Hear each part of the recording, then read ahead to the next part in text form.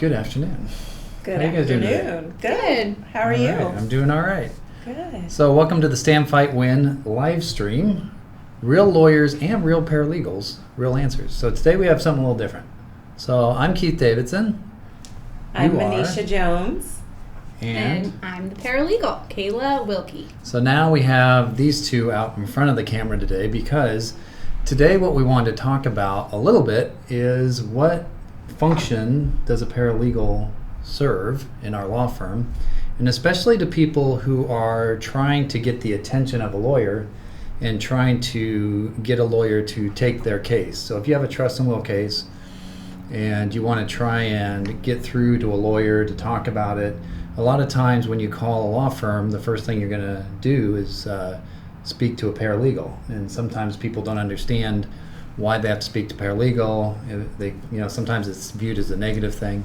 And we want to shed some light on what the paralegals do. And it's an important function.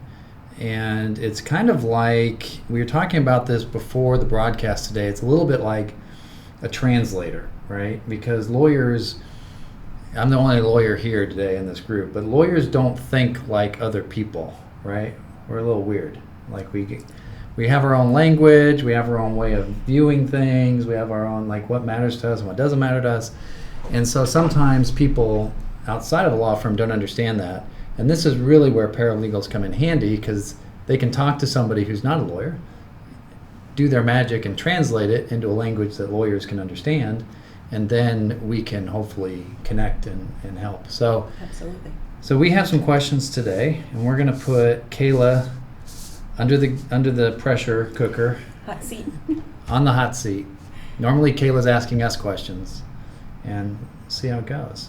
Okay. So Manisha, for those of you who don't know, is actually a client intake specialist. So she helps bring clients into our firm. Mhm. And Kayla is the person who talks to almost everybody who turns into a client. She's kind of the first stop that people talk to. So Manisha, why don't you start by kind of what questions you have? Absolutely. So the first question I have that may be helpful for people who aren't really sure what a paralegal is what is a paralegal? Yeah, so a paralegal is a paraprofessional who assists an attorney in pretty much all aspects of case management. So paralegals usually do a lot of things that lawyers do. We can draft legal pleadings, we can track deadlines and hearing dates, we can draft discovery, written discovery and subpoenas. We can get depositions scheduled. We file documents with the court. And as far as clients go, we're often a liaison between the attorney and the client, and also a liaison in between the court and the attorney. Okay, excellent. Mm-hmm. And the funny thing about that is that, and a lot of people may not know this, but an experienced paralegal, somebody like Kayla that has that experience, they're actually more useful than a first-year lawyer. Because in law school, they teach you all this like theory, but they don't teach you anything practical, like how to actually do stuff. Right. Whereas paralegals know, especially experienced paralegals, know how to do things, get things done. Mm-hmm. So it's a very useful function. Okay, very good. And I'll just add to that, Manisha, Mhm. what paralegals don't do is we don't give legal advice, and we don't represent the client in court. We don't negotiate settlements, but we do a lot of stuff that lawyers do. Okay. Well, I was going to say that a natural reaction to being on the phone with a paralegal, especially for the first time someone is calling to get assistance with their legal matter, is tell me what to do, Kayla. Should I do this? Should I do that? So as not being able to give advice, what's your response? What response would they expect? Well, I usually say, I'm not a lawyer, I can't give you legal advice. Mm-hmm. If I know the answer to a question, I can point them in the right direction, but my main job is to communicate information to the attorney and get them set up with the attorney so that they can get an opinion from an attorney. Very good. Okay. So that is what a paralegal is. Mm-hmm. So now what are we going to do with this person who has these skills? Right. So the next question would be, why would I need to speak with a paralegal before speaking with an attorney? I mean, a lot of times people want to call in and they immediately want to talk to an attorney. So what are some of the reasons why people need to speak with the paralegal first? Well, Keith, attorneys, as you know, are really busy people. Attorneys go to court hearings and depositions. They have client meetings. They draft briefs. They do a lot of different things. And a lot of times they're out of the office. They're in court. So the paralegals are here. We talk to people. We talk to the clients. And particularly if you're a new client or a potential client, we're the ones who are going to be communicating the information about your case to the attorney. So we're going to take your information and we're going to give it to the attorney and let them know what your case is all about. And if we think it's a good case, we'll get you set up for a consultation with an attorney. Excellent. It is kind of interesting too, because with as much as the attorneys are running around, which we are always running around somewhere, it seems like, you have the ability to know when I have a gap in my schedule, when I can focus on something like a new client matter. And so you actually can, in a lot of ways, become an advocate for this potential client and say, let me take your information. Not only can you summarize that information, but you can also know when I'm available, and then you can say, hey, take a look at this real quick. And of course, when you come to me to say, I've got something, I want you to look at it, I'm going to take notice of it more so than if it's just random information coming in, because we're getting bombarded by information all day, every day these days. So, I get to see a lot of the behind the scenes work at Albertson and Davidson, and I know that it's not always just cut and dry. I know that we have circumstances where people insist on proceeding their way rather than our way. So why is it important for us to go through our process? And what happens when we're faced with a situation where we've got someone who insists on doing things their way? Well, my first answer to that would be that the attorneys are really the experts. They know what elements you need to have to make a legal claim. Each legal claim has a certain list of elements that you have to meet in order to bring that claim in court.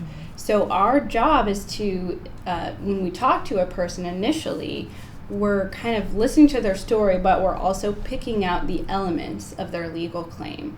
So the paralegal's job is to get the important information when a person calls up, and then give that important information to the attorneys so that the attorneys can evaluate whether that's a case that can even be made. Because there are situations sometimes where a person will feel really like something bad has happened to them, but they may not be able to make a legal claim in court. So our job is to evaluate whether it's a case that can be brought.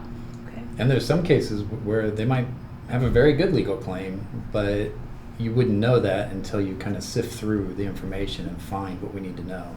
And that's really where the translation comes into effect. Like, lawyers think like lawyers, right? Non-lawyers don't think like lawyers, nor should they. There's no reason for you to do that. It's not a pleasant experience anyway, to go around thinking like a lawyer. So the paralegal can bridge that gap. Take a non-lawyer's thoughts, translate them into something the lawyer can understand, and hopefully get the case moving. Very good. Okay. So sometimes when people call, I'm sure that they, with wanting to speak with an attorney right away, they can sometimes feel like they're not as important if they don't get to speak with the attorney right away and have to speak with a paralegal. How do you, I guess, help them feel like they are important so that they don't feel like they're being just put aside because they can't talk to the attorney right away? How do we reinforce every client's importance to our firm?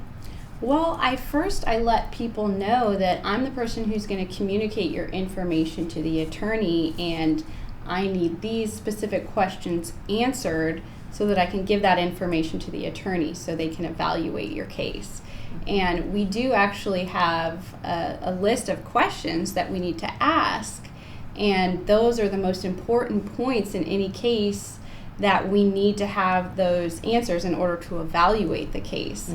So if a paralegal is taking a potential client's information, it's not that they're not important, it's that they're the person who's going to be communicating that information to the attorney and letting the attorney know, here are these important points that you need to know. I really think you should look at this case. Excellent. So it's not just a one-time exchange that they're going to expect. It's an ongoing relationship throughout their case. Yep, absolutely.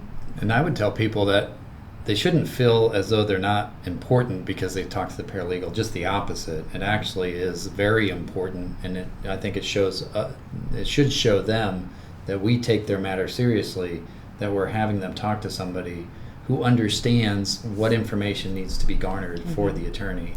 And so, Kayla, for example, is our right-hand person. She knows what we want to see, and even though we're not available, she can talk to the potential client and get that information. So it's a vitally important function, and I would say that anybody who's talking to one of our paralegals about a case, it's because we do respect you and we do respect your problem that we even have this person available to you. Because if we didn't value people calling in, then we simply would say, oh, I don't have the time. I'm a busy lawyer. I don't have the time. I don't have anybody to talk to you. Sorry, get lost. And so the fact that we do have people ready, willing, and able to speak with the potential client shows just how much we value them. The fact that it's a paralegal is not the point. Right. And it's actually a good thing because, again, paralegals, they're just nicer people. I mean, they're nicer to talk to. I agree. It's just easier. I agree. I mean, yeah, we all know that. Yeah. That's not a secret. Yep. Nothing against lawyers, but we're just not pleasant people to be around all the time. Well, and with lawyers being very busy and speaking different languages than regular people like myself, it's important that someone like Kayla is there to follow up and follow through and communicate, handle scheduling. So I'm sure it's just a smoother operation with you involved. And has the patience, And the has the time patience. to listen, because, with our busy schedules, sometimes we tend to be a little bit short. It's like, I just need to know this, this, and this, and it really is a great function, I think. Right. All right. Do you want to ask the next question? Sure. So why is the client and paralegal relationship important? Because when people call in, this is an interesting question in my mind. So we're talking about the relationship that you end up developing, both with potential clients and then with clients once they become clients of the firm. And there is a relationship that develops in that communication and sharing of information. There's a trust that's built up, I think. So what really is, why is that an important relationship? Well, if you've ever been through litigation before, I think that you would know that you end up working, if you become a client, with the paralegal very closely. A lot of times they'll call the office needing to talk to the attorney and they're not available, and so the paralegal is there as a liaison to communicate information. And in the beginning of a case, when you're first establishing that relationship with a law firm, the paralegal is going to be the one that helps you get your case through to the attorney, helps you communicate all of the information that you have about your case to the attorney, and in a way is an advocate for you and your case to the attorney. So it's nice to be nice to the paralegal because they're there to help you. I think the advocate part is important too, because if you have a trusting relationship with a paralegal, they will become an advocate for your case, which means that they'll make sure that the attorney they'll make sure that they get the attorney's attention when the attorney needs to pay attention to something. And so that's an important part. Yeah, the other thing I would say is if you call in and you're rude to a paralegal, I guarantee you the lawyer's going to hear about it. And there's nothing that I hate more than somebody who is rude to one of our support staff, whether it's a paralegal or even a non-paralegal, because I know things are stressful and I get that, and we never fault people for being stressed or upset or anxiety. But rudeness, that is kind of where we draw the line. And for example, when I'm in court, I always make a point of being very courteous to the court clerk, to the bailiff, to the court reporter, because I guarantee you, if you go in there and you act like a jerk to these people, the judge is going to hear about it. It's not as if they're never going to tell the judge that, hey, this guy's a jerk. Yeah. So it pays, a little kindness goes a long way. And the people are there, the support people are there to help, not to hurt. Right. So I think that's part of it too. Yep. So Very important. And we know that everybody's situation is important to them. We deal with a lot of interesting cases involving families, all types. So you're not alone with whatever you're going through. Just understand that our desire is to help people. And yes, I'm involved with some client intake, as well as getting the content out to you folks, so that it is something that you'll be able to understand. So that's another area that I'm involved. But what I do get to see is attorneys that deeply care about everyone's cases, and unfortunately they only have two hands, and we only work a certain number of hours in the day, so we and can't 2 always, ears and 2 eyes. Yeah, we can only take in so exactly. much information. We can only take in so much information, but we definitely are passionate about it, and these attorneys definitely care. So just bear with us, and we'll do our best. That being said, sometimes we do have cases that we can't take. So if I'm a client and I spoke with you, I may have had a consultation with one of the attorneys, and they've decided they can't take my case. What do I do now? Well, we will try to help you even if we can't take your case. We will give you a referral to another law firm that practices in our field of law, trust and estate litigation. And if we don't have a referral in your county, we will give you a phone number, maybe to the California State Bar Association attorney referral line. So even if we can't take your case, we still care about what happens, and we definitely want you to continue to seek legal assistance. Okay, very good. Another wonderful resource we have is the content that we put out through our various media channels. So through social media, Facebook and YouTube, through our website that has lots of useful information, both in text and in video format. So even if we can't help you directly with your case, we do provide a lot of resources for you to be able to take advantage of. Isn't that right? Oh yeah, and that's what it's there for. I mean, our whole, if you go on our website, we have a form vault series where we actually have videos walking through various forms and how to fill them out and all that. And so even if we can't help, make use of those resources. They're there to help. The intent of all of that is to help people. And Absolutely. Sometimes we help people by representing them, and sometimes we can't represent them. It could be that sometimes it's because the legal claims aren't good enough. Sometimes it's because we're just too busy to intake a case. If we don't feel like we can give somebody the proper service because we've intaked a bunch of cases and we're particularly busy, we won't intake another case just to intake a case. I mean, if we don't feel like we can handle it appropriately, we won't take it. And sometimes there's a variety of reasons. It's never personal, and I know it's hard to be turned down, but it's never personal. It's always, there's either a legal reason or a business reason why we're not able to take a particular case, but we definitely do want to get people onto resources if we can, to the extent we can. Yes, definitely. So another question about, so we talked about the client-paralegal relationship being important, but what about the attorney-paralegal relationship? Why is that important? Yeah, so if you are lucky enough to have an attorney and a paralegal or a team that's working for you, you've got a great team behind you. You've got multiple people supporting you and advocating for your case. And the attorney-client relationship is really important when we start to work the case, because paralegals do a lot. We do a lot of the kind of groundwork. So filing documents with the court, keeping track of all the deadlines, all of that is really important, and attorneys need help with that kind of stuff. So it's really important that the attorney and the paralegal work well together, because if you've got a good team, then you know you're in good hands. Yeah, and I agree with that wholeheartedly. A good team makes all the difference. Yes. All right. So if I'm a client and I'm talking to you about my situation, and you're going to go and relay that to one of the attorneys, how can I be assured that something important, or at least a detail that's important to me, is not going to get missed?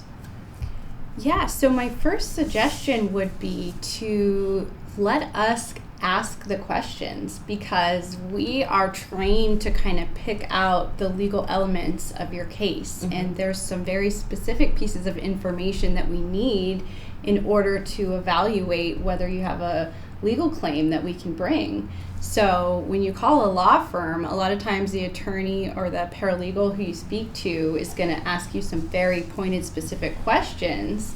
And it's best for you to have all that information to give to the paralegal. So for example, in trust and estate litigation, there's some really specific pieces of information that we need from you right away. So in our field of law, those pieces of information are going to be: when did the decedents pass away? When were their will and trust created? How many beneficiaries are there? How many people are named? Were anybody disinherited? Those kind of things. And also, are there any statute of limitations? So those are pieces of information that we're going to look at when you first contact us. And it would be best if you had your documents ready, because we're most likely going to ask you for those. If we're discussing a will or a trust but we've never seen it, it can be really hard for the attorneys to advise you on what you're entitled to if they've never seen the will or the trust. So the attorneys are going to want to review the trust document or the will document. And so we're probably going to ask you to send that to us, either email it to us or fax it to us or mail it to us. So it's best to have that information ready and try to answer those questions. Okay, so let me give you a scenario. Let's say I'm a potential client and I'm 60 years old. And let's say my parent just died last month. And there was an amendment where I was disinherited that was done in December of 2018. But before that, I was going to get 50% of the estate, and now I'm disinherited. So if I call in to talk to you about my case, and the first thing I say is, well, you see, I'm 60 years old and the trust was changed in December of 2018, but when I was 18, I was given a car, and my sister, she didn't get a car. She didn't get as nice of a car, and she always held that against me. She was always mad at me about that. Is that a good place to start if I'm trying to describe my case to you? Well, you have to remember that the paralegal or the attorney you're talking to doesn't have the information that you have, and so we don't know about the previous version of the trust at that point. And so we're probably going to be a little confused when you start talking about something that happened when you're 18.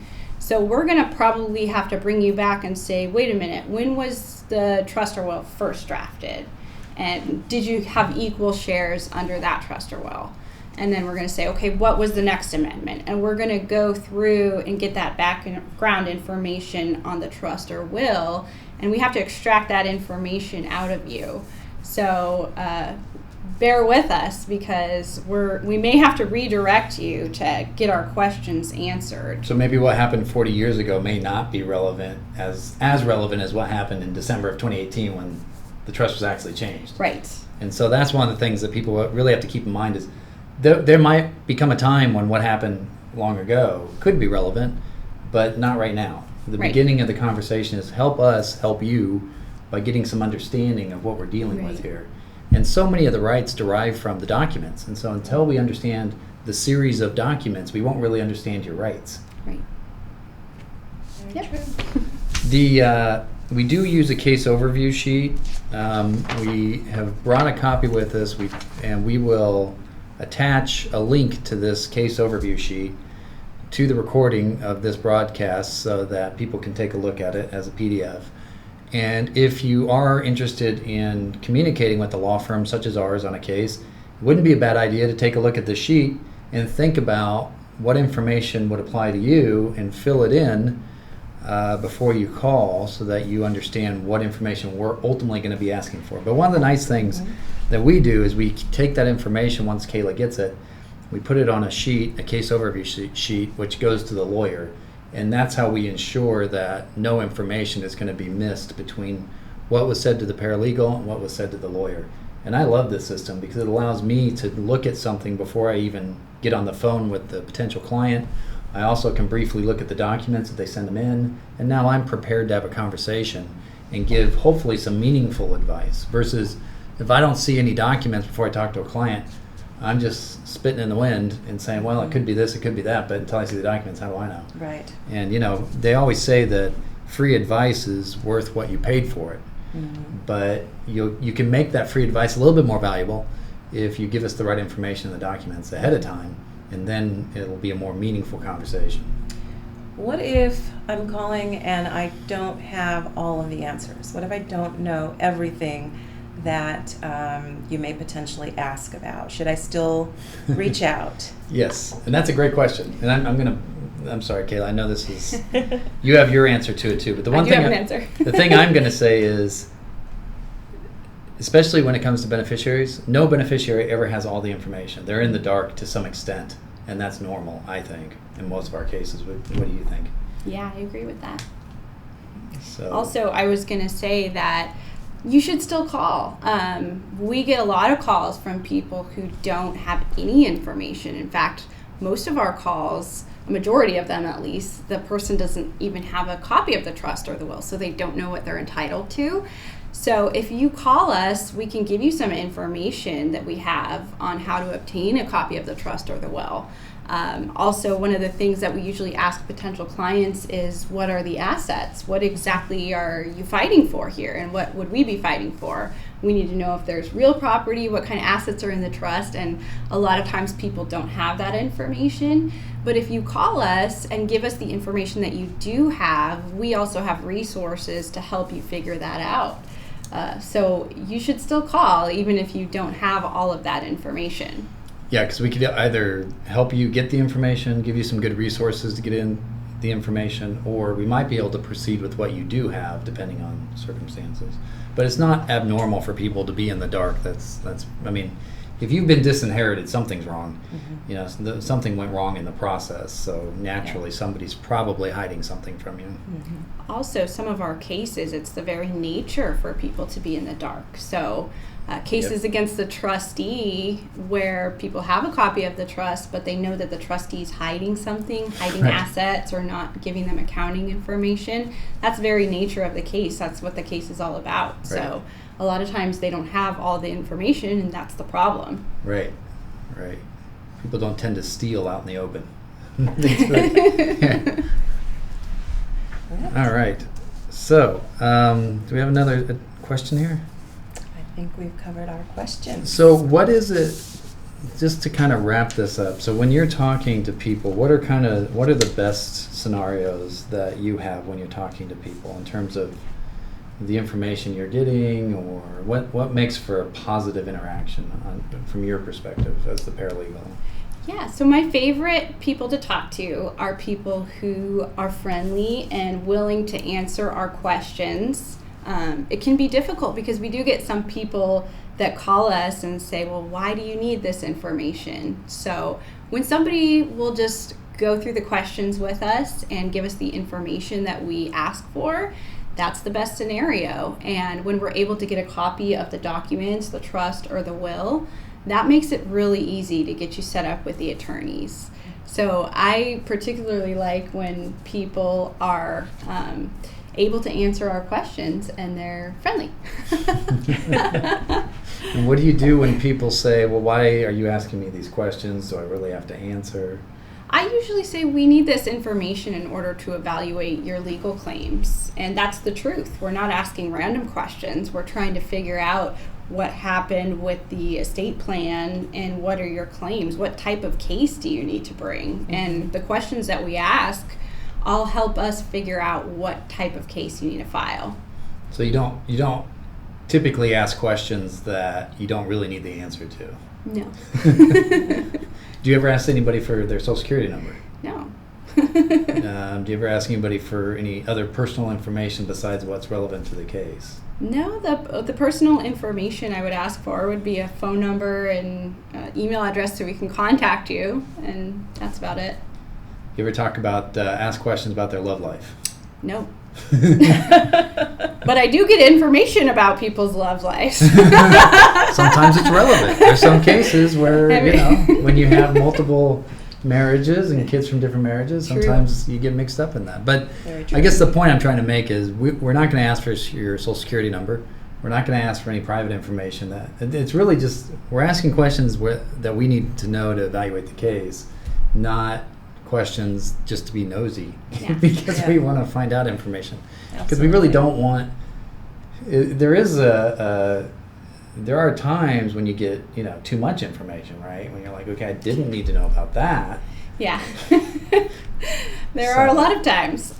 Which is fine. I mean, if you want to share, you're certainly welcome to share, but we are not looking to do that necessarily, right? So we want the stuff that we need to know so that you can pass it on to the attorney. Yeah, and another thing is that people sometimes want to know that their information is confidential. And so I answer that question a lot. If you contact us, yes, your information is confidential.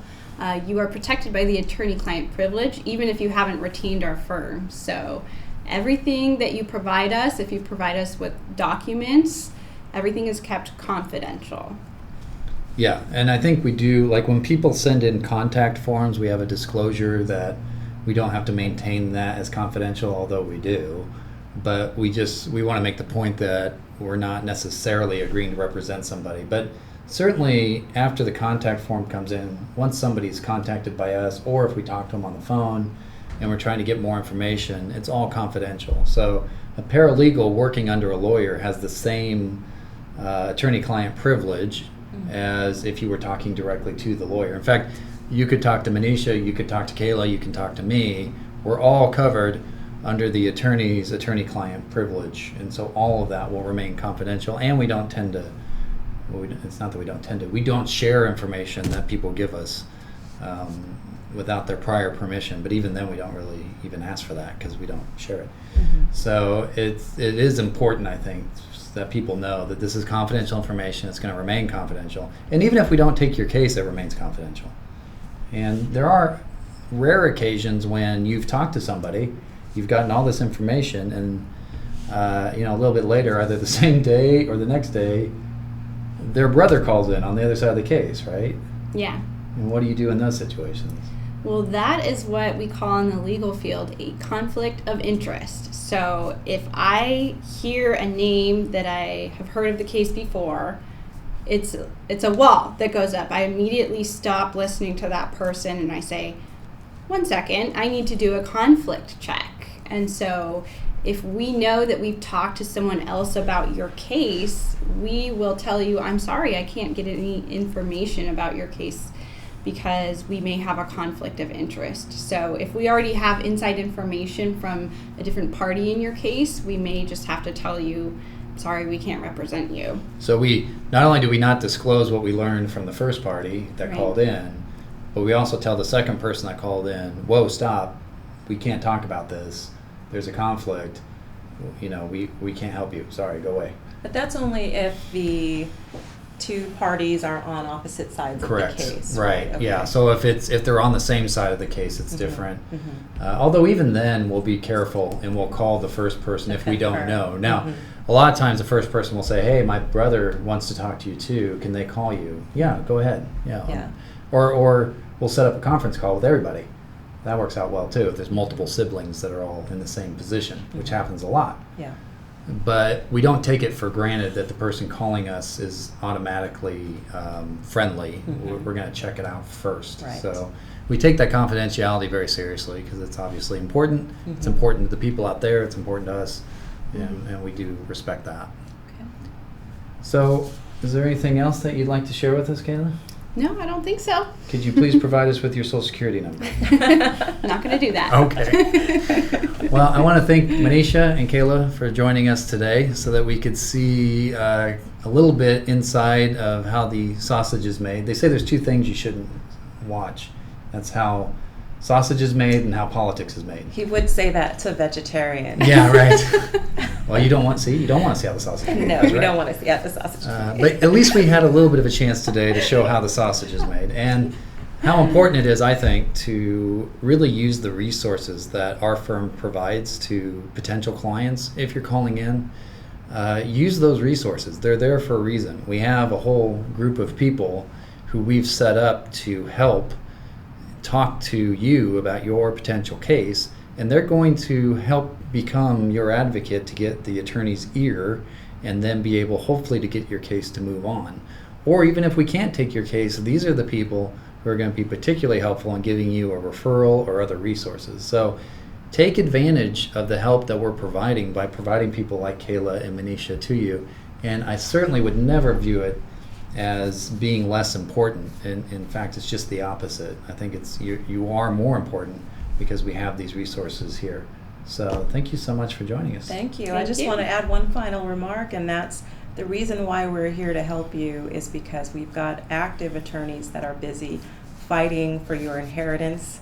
So you can be assured that you're going to be well taken care of, and you're going to have very passionate attorneys working for you.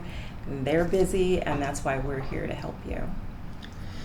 So you can find a recorded version of this broadcast on YouTube and Facebook. You can also listen to an audio-only version of it on Podbean. Bean. I said it wrong last time. I said you said- Audible. Oh, Podbean. I don't know why I Kind was of the thinking same Audible. thing. Yeah, I guess so. It might be on Audible. Yeah, maybe. Oh, well, we can always get it on Audible. Yeah, But anyway, it's on we'll work on Podbean that. anyway.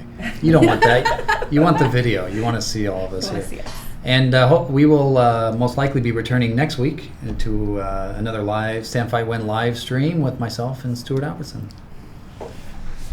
All right.